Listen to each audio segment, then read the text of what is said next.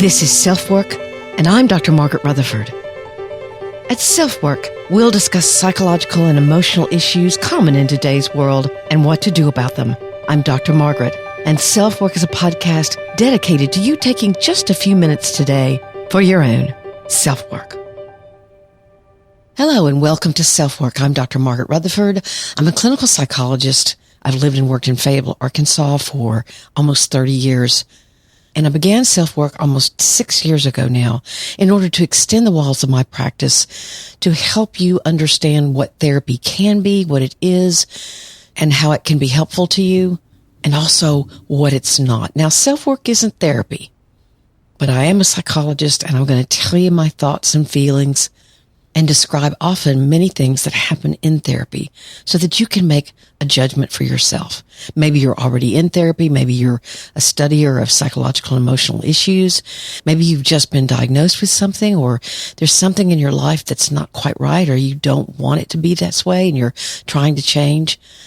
But also I want to reach those of you who might think of going to therapy as something kind of strange, or that therapists themselves are a little weird. That's okay. You're welcome here too. In fact, you're more than welcome. But if you like self-work because we talk about what you can do about it, very common sense, this interview will be incredibly helpful to you. I'm a therapist who focuses a lot on how to move from negative, destructive thinking to much more positive, motivating self-talk. And I've learned that how you talk to yourself highly influences what you actually do.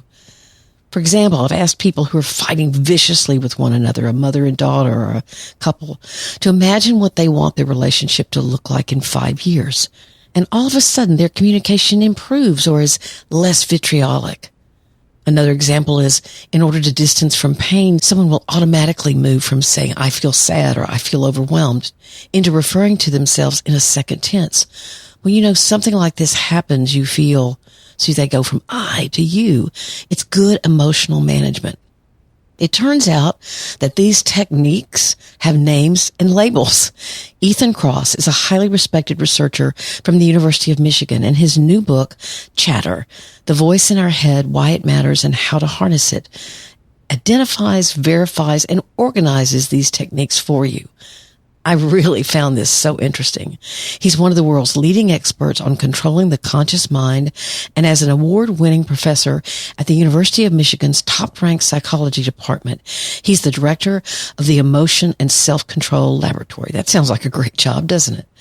His research and teachings can show you how you can very purposefully change the way you talk to yourself so that you find more calm, resolution, creativity, and empowerment. And he shares animated stories of how that chatter can lead to struggle, giving Simone Biles as a recent example. If you remember, she opted out of the last Olympics due to her awareness that her own thinking was negatively influencing her performance. And in so doing, she honored the idea that your mental well-being and inner life has to be considered when making decisions. I was so proud of her for doing that because she was scared she was either going to harm herself or her team. So in this episode, sponsored by Athletic Greens, or AG1, I know you'll be fascinated by Dr. Kross's inspiring and useful ways of changing your inner conversation. But before we get started, let's hear their offer. I just drank my Athletic Greens this morning. Talk about changing your inner conversation. It really helps give you the energy to do that.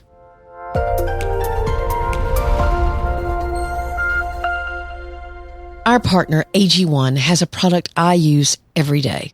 I started taking Athletic Greens, frankly, because they were interested in sponsoring self-work, and I never recommend something to you without trying it first.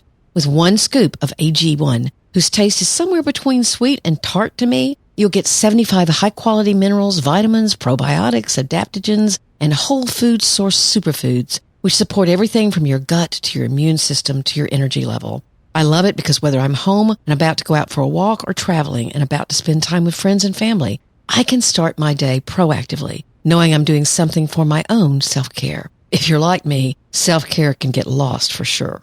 In fact, its founder, after having severe gut issues, realized he was taking over $100 a day worth of supplements, which had their own very complicated dosage routine, so he created Athletic Greens.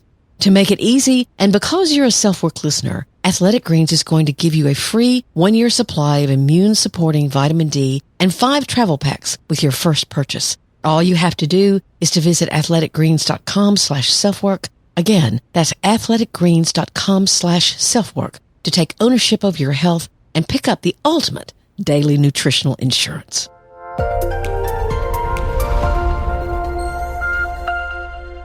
So here is Dr. Ethan Kross as we talk about his book, Chatter.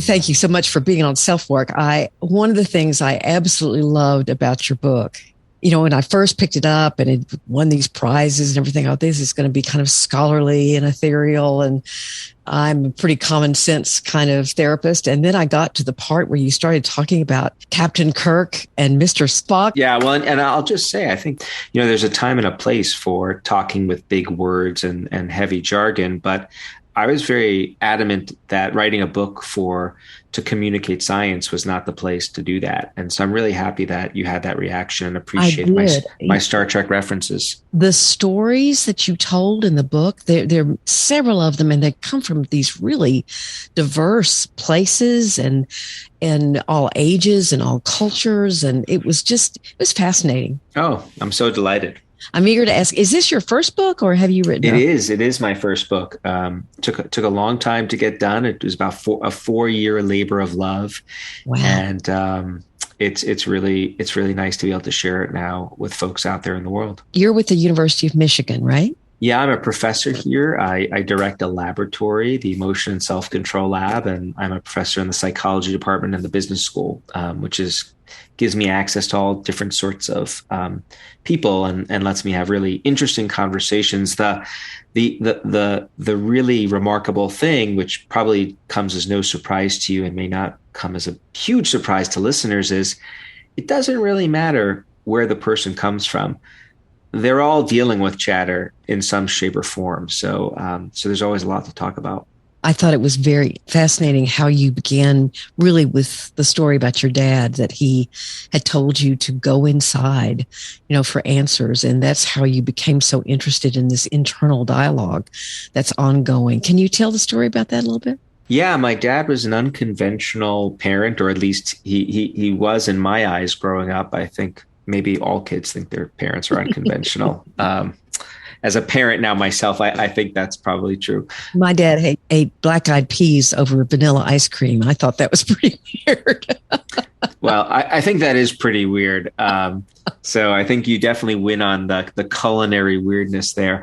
Well, what made my dad weird was, on the one hand, he was a caricature of a New York middle-class dad. In the 1980s, he had a big bushy mustache and was very free with his cursing on the highways in New York, loved his middle finger, if you know what I mean.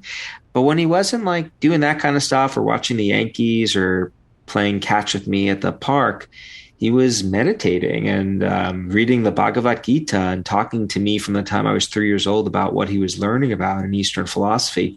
This was not a college professor, mind you. My dad didn't graduate from college. He just became fascinated with the contemplative side of life. And one of the first lessons he taught me was, hey, whenever you have a question you're struggling with, you get into a fight with mommy or me, or something happens at school, just go inside. Try to find the answer inside yourself. Get to what he called the kernel of truth. He was very melodramatic. And, when he told me this as a kid, I would roll my eyes. Initially, just in my mind, I would roll the eyes, but increasingly externally to him as well. And I, leave the room. But there's a funny thing that happens with kids and their parents, and I'm beginning to see this with my own kids now. They pretend to ignore you and not like what you have to say, but the things you say actually penetrate. And it took a while. It took until I got to college for me to come around to some of those lessons. But I ended up making a career out of trying to figure out how people can effectively do what my dad was telling me to do, which is go inside, work through problems effectively. because what we know is that this capacity that we possess to introspect, to work through our problems, Yes. this is it's a remarkable tool of the human mind that serves us well in so many different ways. This ability to introspect this is what lets us solve problems, build spaceships that blast off into outer space, and all sorts of other kinds of innovation. But it gets us in deep, deep trouble as well when it morphs into what I call chatter, that dark side of introspection. That Just the name of the book, Chatter. the name of the book, Chatter. Yeah. Anyone who's ever experienced some trouble worrying or ruminating about things knows what chatter is. You're trying to work through a problem, but you're not making progress. You're overthinking things. You're catastrophizing. You get stuck. And when we get stuck, that can have really negative consequences. So what I've long been fascinated by and what I've been studying for the past 20 years is, why does that happen? Why is introspection sometimes helpful, other times not? And when it starts to run off course, what can we do to bring introspection back on track? And that's what the book is really about. As I said before, you tell lots of stories. I think all of them are really interesting to think about and to read about. But Rick Ankiel, I'm not a baseball person. Very close. Ankiel. Ankiel. Okay. So can you tell his story a little bit? What I've written down here is skills fail because of inner conversation that you can get unlinked, and chatter blurs attention. Right. So first let's start with Rick Ankiel, who was what we call a phenom baseball player. So when he came into the major leagues, he was touted as having the potential to be one of the next greatest pitchers of all time. And throughout his first year in the league, that's exactly how he performed. He was a lights out pitcher. He was the ace on the staff, the person you wanted to give the ball when the biggest game was upon you. And his team, the St. Louis Cardinals, ended up getting into the playoffs. And not surprisingly, they gave him the ball to pitch in one of those games. And something very interesting happened to Ankiel during that first playoff game. A batter came up to the plate and he threw a wild pitch.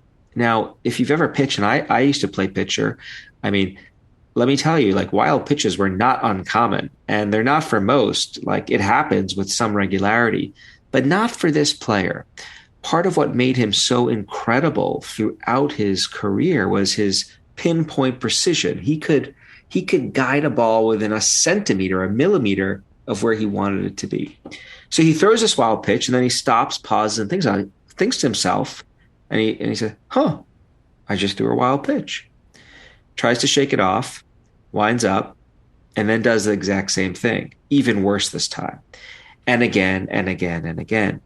The story of Ankiel is a really powerful illustration of how chatter can undermine us when it comes to our ability to perform.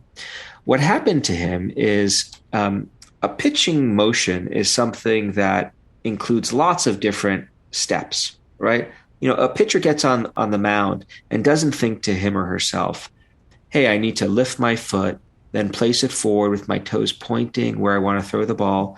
Make sure to breathe deeply, extend the hand back, squeeze the ball on the seam in a particular orientation, and then let go and follow through. You can't think about all those things at once. What makes pitchers able to be successful is they learn through lots and lots of practice how to link up lots of different behaviors so that they can execute those behaviors automatically. When I pick up a baseball and throw it to my kid, I don't think about how to throw the ball. I just do it. What we've learned in the lab is that when you get a person who has achieved that kind of ability to do things automatically, when you start getting them to focus on the individual parts that constitute that behavior, the whole thing unravels. So when I go to the park and I lift a baseball, I start to think, am I squeezing the ball tight enough? That's when I start to throw the ball into the sand rather than into the opponent's glove. And that's what happened to Ankiel. He'd be on the mound and he reports starting to think, am I lifting my leg high enough? Do I have enough velocity here? And he actually was never able to regain his form. So he had to leave the major leagues, ultimately reinvented himself as an outfielder, but never pitched again in the way that he did initially. And so what his story is a great example of is how the conversations we have with ourselves when they morph into chatter, how they can undermine us when it comes to our ability to think and perform in situations that really matter. A great additional example of this happened last summer in the Summer Olympics with Simone Biles, who, Yes. the greatest Olympian of all time at what she does, she dropped out of the Olympics, the grandest stage for her, because of experiencing what she called the twisties, which is just another name for chatter, Mm-hmm. right? She started overthinking her performances. Am I running fast enough? How many somersaults do I have to do? Did I do it? And once you start getting into the weeds in that way, the whole thing unravels. Now, as a clinician and as someone who developed panic attacks when I was in my late 20s, actually, when I was doing something I had done thousands of times and all of a sudden I couldn't do it, how do you think that's different from developing a panic attack or anxiety about something? Or do you think those things are synonymous? I think chatter exists on a continuum. And it's something that many people who have never had any clinical manifestation of a problem like clinical forms of anxiety, depression, you can still experience chatter. And I think, in fact, I think most of us do at some point in our lives. When chatter gets to an extreme, both in terms of intensity and duration, that's when you see it taking on a more clinical form. Chatter is thought to be what we call a transdiagnostic mechanism. That's one of those big words that I tried to keep out of the book. But what that means is we do see this tendency to get stuck in these negative thought loops as a key factor that drives different clinical manifestations of depression, anxiety. So it's certainly relevant there. But a big point of the book is to say that if you've ever experienced chatter before, welcome to the human condition. Most people have, and it doesn't mean you are suffering from clinical forms of anxiety and depression. It's a part of life. And that's why I feel so strongly about sharing what we've learned about the tools that exist to manage it with folks. This was probably my favorite quote of the book. The inner voice is valuable, not in spite of the pain it causes, but because of it. And then you go on to say the challenge isn't to avoid negative states altogether. It's to not let them consume you. I just thought that was eloquent.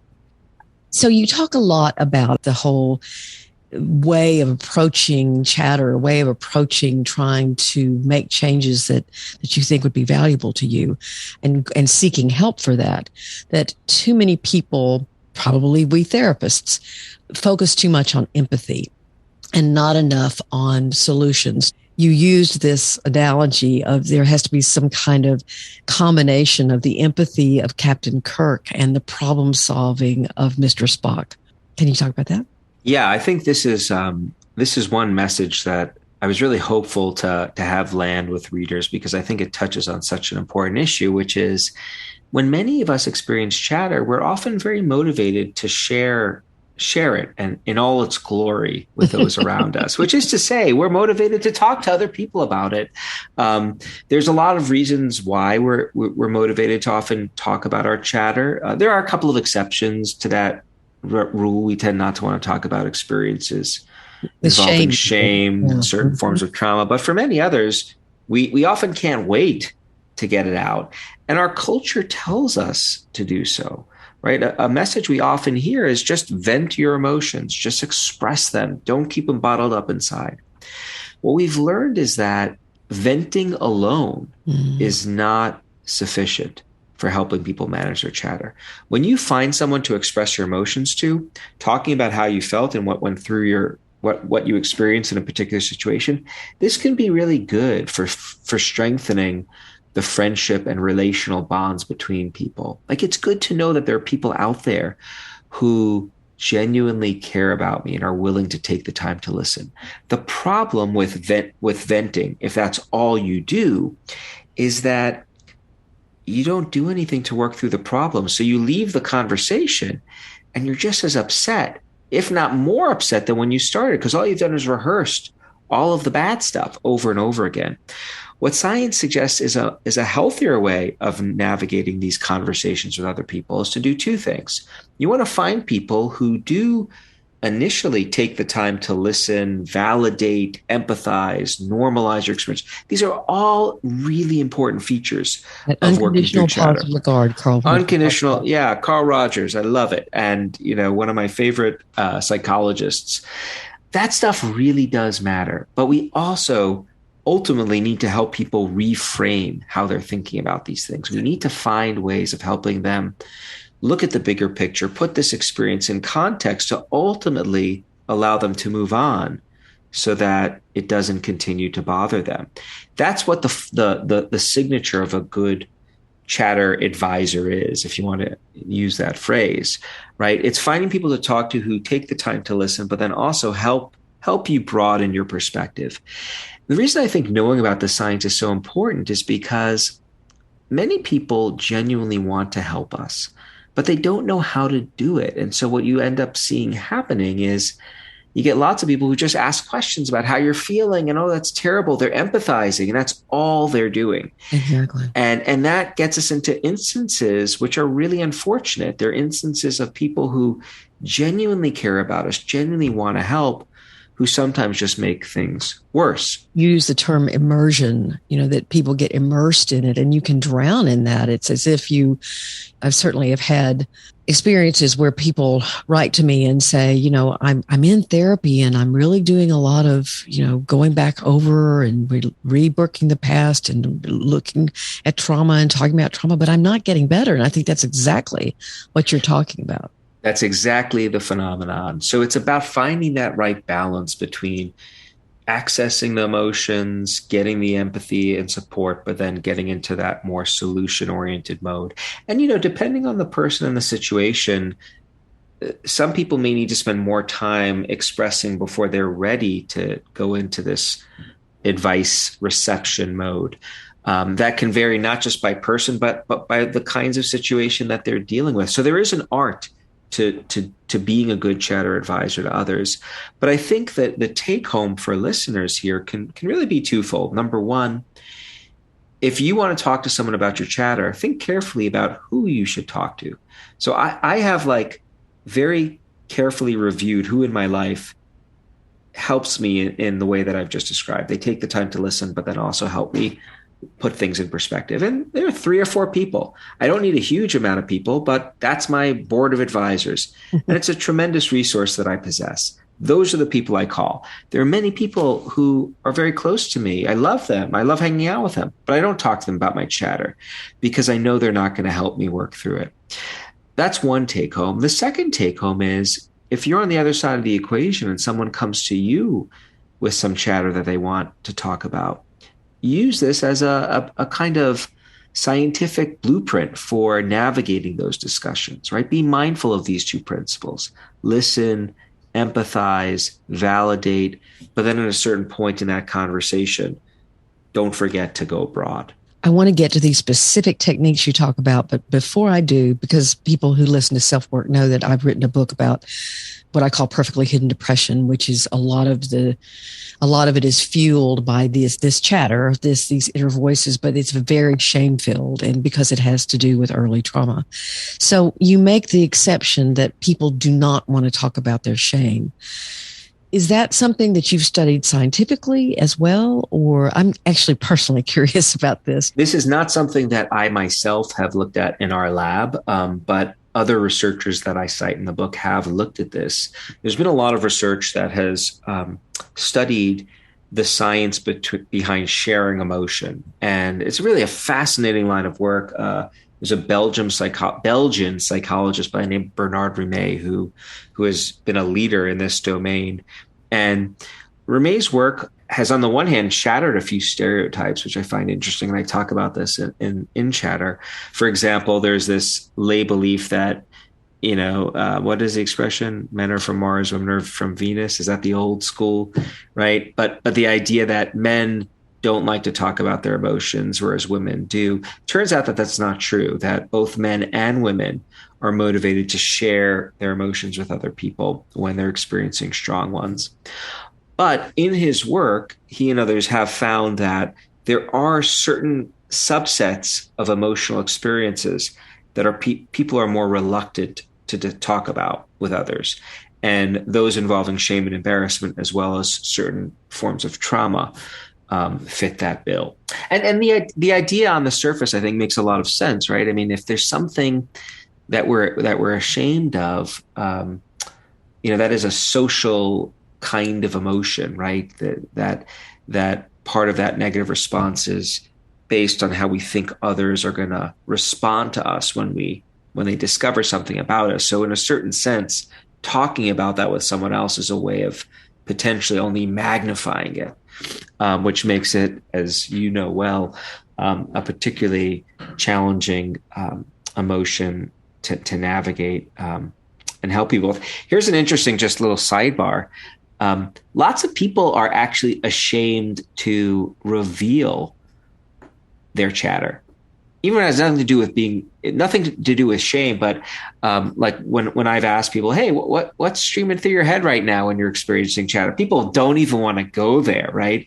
And I think that's really instructive too, and can actually have some value for folks, just recognizing that we often say things to ourselves and think things to ourselves that we wouldn't even contemplate articulating out loud to someone else. Like, that's a way of putting our chatter in perspective sometimes. In fact, one of the studies that you quote said that literally they had people write down everything that their head was thinking or their mind was thinking. And I was very struck by what some of the people talked about. It was like, wow, did I brush my teeth this morning? I'm not sure. I don't remember. Well, Yeah. That was the Sidewalks of New York City study. Yeah. That was really fascinating. You can go listen to those, by the way, online. Those recordings are available.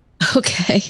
So I want to talk about the specific techniques of what you call distancing. And I've written some of them down, journaling being one of them, but third person, saying your name. I've actually already talked to a patient about that. So your work is going well with me. And I said, just say your name and talk to yourself. Fly on the wall, temporal distance, seeing stress as challenge versus threat. Just you can start wherever you want to. Well, one of the things we know about chatter is that when we experience it, we tend to become immersed. We zoom in on the problem so narrowly, we can't look at the bigger picture. And what we've discovered is that when that happens, doing things to zoom us out, to give us some psychological distance from our experiences, can actually be quite helpful. And it turns out there are lots of ways of zooming us out and allowing us to take that step back to think about our experiences more objectively. And so I'll respond to a few of the tools that you brought up there. One thing we can do, something we call distant self-talk, really, really simple. Use your name to reflect on your problem and try to work through it. Hey, what would Ethan do here? Ethan, what should you do? Here's how you should manage this. One of the reasons why we know that this is a useful tool is it allows us to think about our circumstances more similar to how we would give advice to another person. And we're much better in general at advising other people than we are advising ourselves. When you use your name to work through a problem, it turns on the brain machinery for thinking about other people. Like, when do we use names? Almost all of the time that we use a name or the second person pronoun you, we use those parts of speech when we're thinking about someone else. So you use your name to think about your own problems, and it's putting you into this advisor mode, which makes it much easier to work through a problem effectively. So that's probably the first thing I do when I experience chatter. As I was reading that, I'm aware of watching people in my office that when they need to distance from an emotion, they start saying you, or they don't use I anymore. They use either their name. And that's just something they do in order to handle what they're telling me. Absolutely. I mean, you see this happening spontaneously with some regularity when people are trying to control themselves or manage a difficult task. And what we've learned is that you don't have to wait to just spontaneously do this when something inside you beckons you to do so. Knowing about the science allows us to be much more proactive in using this strategy when we're struggling. So because I've used this strategy quite a bit in my life, like as soon as I detect the chatter brewing, I instantly go, all right, Ethan, here's how you're going to manage this. Now, there is a caveat associated with how this strategy works. You don't want to do this out loud while walking down a busy city street, right? Like, I do this silently in my own head. Or if I'm alone in the house, I could do it that way too when no one's around. But you do violate social norms by doing this out loud in front of other people. So you want to be a little careful with that. That's one distancing strategy. Here are a couple of other really, really simple ones. And I love the fact that a lot of these tools, by the way, are easy and simple to use, because the simpler things are to use, the more likely people are to use them. Everything, by the way, that I talk about in the book and right now are grounded in science. So these are all scientific tools, not based on anecdote. Temporal distancing. When we get consumed with chatter, we feel like the walls are caving in, and we lose sight of the fact that all of our emotional responses tend to be temporary. Like, things come, but they eventually go. And we lose sight of that in the heat of the moment. What temporal distancing involves doing is asking yourself, how are you going to feel about this tomorrow, or a week from now, or a month from now? This is what I do when I wake up with chatter at 2 a.m., which happens to me every 4 to 6 weeks. I hear it's common, right? I'm sleeping, the chatter just awakes me, and it feels awful, because normally the chatter is about something pretty trivial, but within the span of 15 seconds, it goes from being about something trivial to losing my job, to being in jail, to dying, right? That's the chain of events. When that happens, I say to myself, how are you going to feel about this tomorrow morning? No matter how bad the chatter is at 2 a.m., I always feel better about it when I wake up the next morning. But I'm not always mindful of that. Simply reminding myself about that does something powerful. It highlights that what I'm going through will eventually pass, and that gives me hope. And we know that hope is a powerful antidote to a chatter-prone mind. Sure. I couldn't help but think probably some of the most vicious arguing that's ever occurred in my office are between teenage daughters and their mothers. And at times I would stop and say, okay, so you're 14 right now, right? Mm-hmm. So what do you think you want your relationship to be like with your mother when you're 24? I want us to have lunch and, and so shopping, do all sorts of spitting at her right now. So anyway, it's very effective. They kind of go, oh, I hadn't thought about that. So what's so interesting to me about this space is I talk about lots and lots of different tools in the book, as you know. Oh, yeah. 26 at the end, right? So there are lots of different tools. Some of these tools, I think, are tools that people have stumbled on in their own life. They've kind of used them on and off, but maybe weren't aware of why they used it. And I think knowing about the science surrounding how those tools work, that allows us to be much more proactive and deliberate. So you don't have to wait to stumble on a tool that's helpful. You can just do it. Other tools that people use, I think they're doing things that are potentially harmful.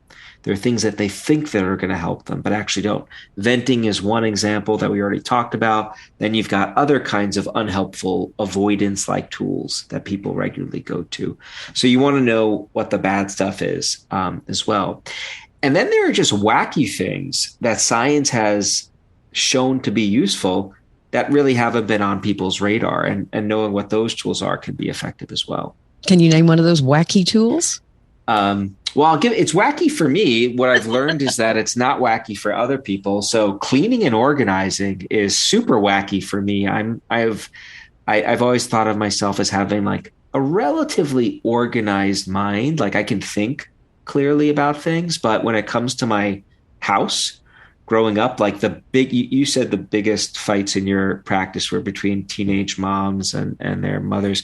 I'll tell you, the biggest fight in my home growing up was between me and my mom over the condition of my bedroom. Oh, there was clothing everywhere. And, I was fine with why do you have to hang it up? I'll take it off the floor when I need it. And I've gotten better over time, but there still can be a trail of clothing from the bathroom to the closet. And it drives my wife crazy. When I'm experiencing chatter, I do something out of character. I go around, I clean and organize. I put everything away nice and tidy. When I'm done cleaning and organizing my office, I go into the kids' room and I put away their stuff. When I'm done doing that, and that takes a while because they're taking after their dad right now, I'll go ahead and clean the kitchen. So that to me was a tool that was not on my radar.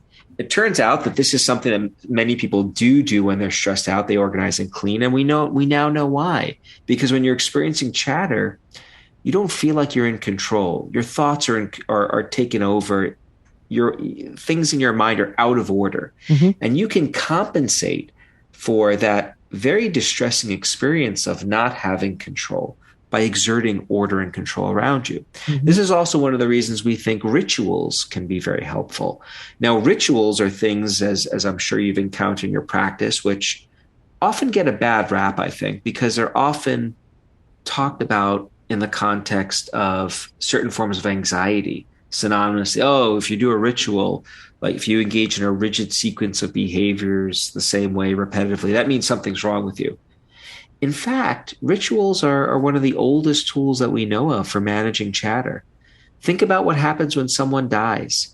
Most people know exactly what they should do when that happens because their culture gives them a ritual, a set of behaviors they should implement when they're grieving, right? Rituals help us because they give us a sense of order and control when we otherwise lack it. And so that's another tool that when used in the right dosages can be helpful. That certainly wasn't on my radar prior to researching the book. I loved the section on ritual, and especially that part of it that's about placebo. I had a medical student. He couldn't pass his third exam. In fact, he was suicidal. I mean, when he first came to see me, and it turned out that he also loved to play this video game, and I've forgotten what it was, but it was some sort of boxing game. And what he loved to do was put on these boxing shorts, and he would win his game, and he was very good at it. Well, I had him put on his boxing shorts the day he was going to go take the final exam. And he was fine. And I think that placebo, I've got my mastery on, I'm good at this and I'm powerful. And we really worked on it, and he did a great job. And it's amazing how that kind of symbolism and ritual and how you ascribe meaning to something that's going to help you. Yeah, placebos are another one of those tools, and they're tightly interconnected often with rituals, but there is great power in expectation. Believing you could do something has been shown time and time again to influence not only how people feel, but how they perform and also their physiological responses. And so that's another tool in the toolbox. Now, I think that's not, you don't want to stop with placebos. You can do better by going beyond them. But what's so just remarkably beautiful to me about this thing that is the human condition is the fact that we have all of these different tools that are just waiting to be used to help us when it comes to our chatter. These are simple things, they're side effect free, but we don't necessarily know where those tools are. And you've certainly spent your career, I think, teaching people about what these tools are. And I think knowing about them can make a big difference. But what I loved about your book, and I want to talk about the last chapter, I so believe in awe, in having experiences with awe that just, you don't quite understand what's happened, but it takes you somewhere else, and it readjusts your mind and gives you perspective. And so that's a gorgeous part of the book. The last part, you tell the story of a young girl who raised her hand in class and said, because you had taught her these things, but she raised her hand and said, why are we learning this now? Why didn't anybody teach it to us when we were starting this course or when we were starting this year of study or whatever it was? And that led you to think, you're right. I need to take this work to young people. I need to take this work to people who are starting out their lives rather than, waiting for them to pick up some book that I've written. And I just thought that was such a inspired and very motivating thing to do with your work. Where are you with that? Well, that episode in the classroom, which was, absolutely like a spike on my personal timeline in the sense of just a kind of wake up call, like, what are you doing here? That led to two initiatives. One was writing the book, and I can check that box off. Yep. The other is a project where I brought together a group of researchers who study emotion regulation and self-control. They've done the original research themselves. And what we did is we paired these researchers up with teachers, middle school, elementary, and high school teachers, and curriculum design experts to work collaboratively with them to take what we know about the science in this space and translate it into fun and engaging lessons that students will actually enjoy learning about. And so we did that for several years. We started this project in, I think, 2015 or 16. COVID put a little bit of a hold on it, but we've developed several versions of a curriculum that teaches people about the science of how to manage their emotions. And we actually just recently launched the first phase of a very large study with, I think, close to 10,000 high school students from Georgia, where we taught them this curriculum, and we're going to be looking to see what implications it has on their lives over the next few months. So that project is coming to an end and is really exciting. And that's such again, to translate your book and your work into a course, into teaching, into getting this information to people long before they don't have to stumble on it. That's they don't right. have to somehow wait to have their own wisdom to know that this works. I have an ending question for you. Is your father still alive, by the way? He is. And so what does he think about this book and this idea and this, that you have taken his guidance and turned it into such a really phenomenal offering to people who are eager to learn it? But he's very proud and still likes to give me lots of lessons about how to do things better. And those lessons are always well received. Still using his third finger a lot? Don't you know it?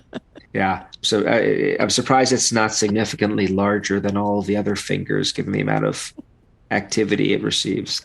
That's maybe for a topic of a separate book on growing up in the mean streets of New York in the 1950s and 60s.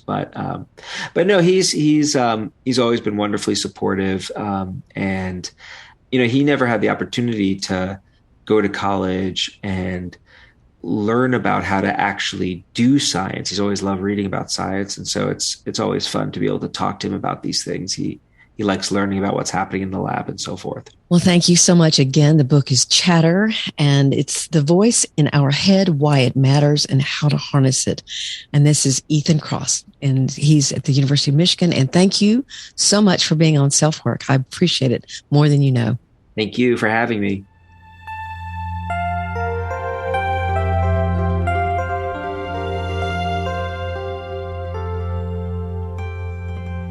I know you found that interview really, really helpful. I've already suggested some of those ideas to my own clients, and they're really helping, especially the idea of talking to yourself in third person. Like I would say, Margaret, quit it, or Margaret, what should Margaret do here? It's very, very handy. Of course, thank you for being here. I've gotten some wonderful reviews on Apple Podcast for SelfWork. And here's one. I stumbled upon SelfWork almost a year ago when I was looking for podcasts about self-help, specifically around depression after a devastating breakup, and also feeling incredibly lost and unfulfilled in my career. Dr. Margaret and this podcast are an oasis of insights and actionable information that are generally helpful as opposed to just superficial platitudes. And I think this episode is a good example of that, right? Dr. Rutherford has a very soothing voice and calming manner, and I always feel safe even just listening to her, even when there's an episode about a topic that doesn't really resonate with me personally. One of my favorite things about her is that she validates people's feelings. That really made me feel good. I've never considered that, but I'm glad that comes across. She never makes anyone feel bad or wrong for what they're feeling. She only offers gentle help for healing. There are a handful of episodes that I must have listened to 10 times already, and they never get old. Thank you for what you do, Dr. Margaret. You are touching more lives than you know. I get teary-eyed when I read that. So thank you to It Nutrition. I can't tell you what your words mean to me. You can hear that I'm kind of teary-eyed at the moment. My team, John, Christine, and I do a lot to make this podcast something that you will enjoy. And so hearing that you will enjoy and learn from. So the fact that you took the time to leave a written review means so very much. I've also gotten some new reviews and ratings for my book, Perfectly Hidden Depression, and that's always nice to see. You can get that at Amazon, Barnes & Noble, any of the indie books, or your own bookstore. I had someone contact me just this week who said, I've been resisting buying it because I didn't really want to admit that I don't like feeling out of control. And I was afraid of a book that would suggest maybe I loosen my grip a little bit. But I bought it, and it's really making a difference. So thank you for that.